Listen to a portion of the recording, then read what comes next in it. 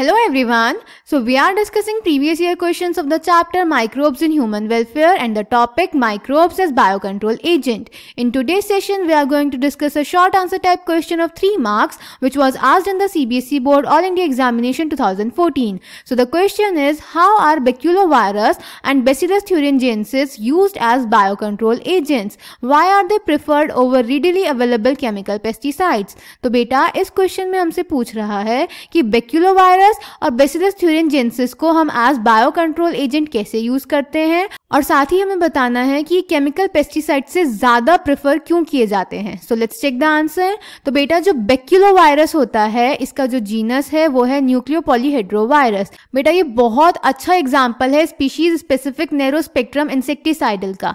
ये जो वायरस होते हैं ये अटैक करते हैं इंसेक्ट्स पे और अदर आर्थ्रोपॉड्स पे और इनका कोई भी नेगेटिव इम्पैक्ट नहीं होता किसी दूसरे प्लांट, मैमल, बर्ड या फिश पे या फिर किसी दूसरे नॉन टारगेट इंसेक्ट पे, उस इंसेक्ट पे जो कि हमारी क्रॉप को हार्म नहीं कर रहा. तो इसीलिए ये बहुत ज्यादा बेनिफिशियल है in the IPM programme, that is integrated pest management programme. Clear बेटा? और सिंस ये स्पीशीज स्पेसिफिक हैं तो इनको हम उन एरिया में भी यूज कर सकते हैं जहां पे हमें बेनिफिशियल इंसेक्ट्स को प्रोटेक्ट करना हो और सिर्फ पेस्ट्स को इरेडिकेट करना हो. क्लियर? देन बेटा जो बेसिलस thuringiensis होता है ये बटरफ्लाई कैटरपिलर को कंट्रोल करता है. ये हमारे पास अवेलेबल रहते हैं शैशेज की फॉर्म में in the form of dried spores जिनको हम वाटर के साथ मिक्स करके अपनी क्रॉप्स जैसे ब्रेसिकास और फ्रूट ट्रीज पे स्प्रे कर देते हैं.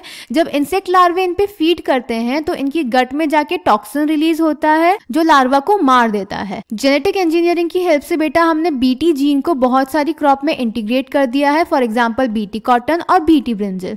बेटा बैक्यूलोवायरस और बेसिलस thuringiensis केमिकल से ज्यादा प्रेफर इसीलिए करे जाते हैं क्योंकि जो केमिकल्स होते हैं लाइक पेस्टिसाइड्स, इंसेक्टिसाइड्स वगैरह ये बहुत ज्यादा हार्मफुल होते हैं. ये हमारी सॉइल को पल्यूट करते हैं, हमारे प्लांट्स को हार्म करते हैं, बहुत सारे एनिमल्स को, बर्ड्स को, फिशेस को हार्म करते हैं. पर जो हमारी बायोलॉजिकल ऑर्गेनिजम्स हैं बैक्यूलोवायरस और बेसिलस thuringiensis ये ऐसा कुछ नहीं करते, ये सेफ मेथड्स होते हैं. Clear? So the answer is baculovirus.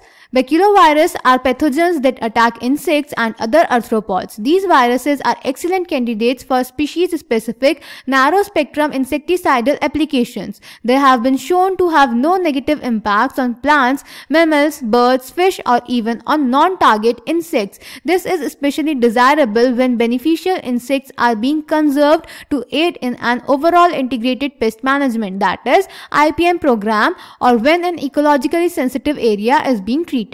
Bacillus thuringiensis, an example of microbial biocontrol agents that can be introduced in order to control butterfly caterpillars, is the bacteria Bacillus thuringiensis, often written as BT. These are available in sachets as dried spores which are mixed with water and sprayed onto vulnerable plants such as brassicas and fruit trees, where these are eaten by the insect larvae. In the gut of the larvae, the toxin is released and the larvae get killed. The bacterial disease will kill the caterpillars but leave other insects unharmed. Because of the development of methods of genetic engineering in the last decade or so, the scientists have introduced Bacillus thuringiensis toxin genes into plants. Such plants are resistant to attack by insect pests. BT cotton and BT brinjal are such examples. They are preferred over readily available chemical pesticides because chemical pesticides are harmful for humans and other living organisms while they are not. So I hope this question is clear to you. Thank you.